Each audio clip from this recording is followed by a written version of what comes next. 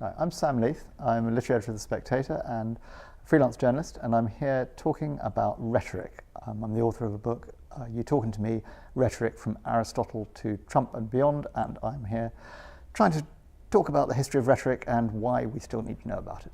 What top tips would I give for successful public speaking? I should say I'm a bit of fraud here because I'm a terrible public speaker myself, but history tells us that connecting with your audience and thinking about what the audience wants to hear, not what you want to say, is number one. And read your speech aloud before you deliver it, because that's where you'll find out where it doesn't work. Well, the famous public speakers I admire at the moment, I still cast a longing eye backwards at Barack Obama and his wife Michelle, who's possibly even a better speaker than he is.